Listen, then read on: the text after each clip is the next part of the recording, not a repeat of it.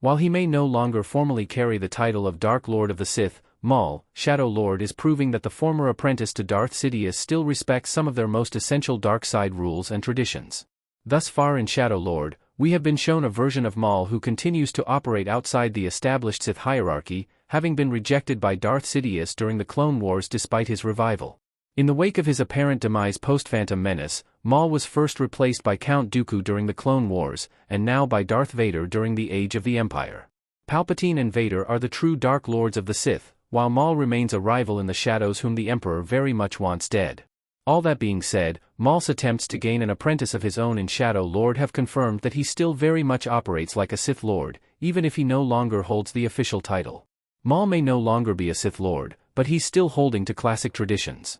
6 episodes into Shadow Lord, Maul's influence and gradual corruption of young Jedi survivor Devon Izara have been a fascinating exploration into the dark side and the clear temptations of its power.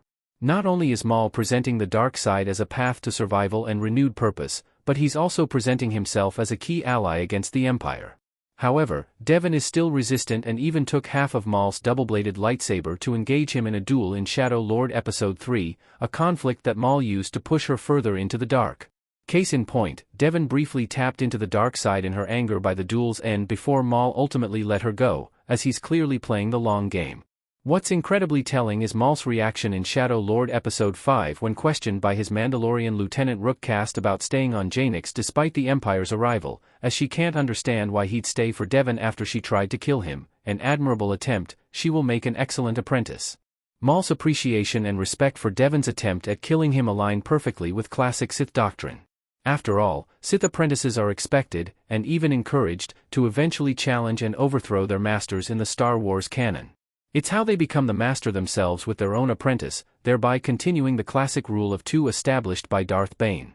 Of course, Maul understands that cycle deeply, having been trained in the ways of the Sith by Darth Sidious since he was a child.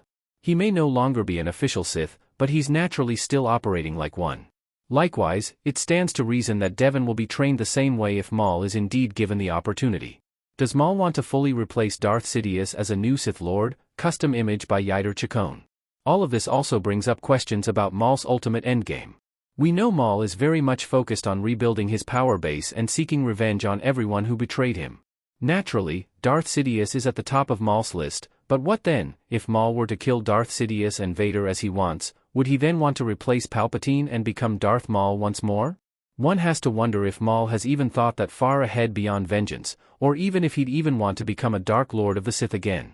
Of course, we know that Maul's journey ends in failure and tragedy, with Darth Sidious and Vader remaining Sith Lords into the original trilogy beyond Maul's true end as seen in Rebels. That said, part of the darkly fascinating ride that is Shadow Lord is finally seeing just how close Maul potentially gets.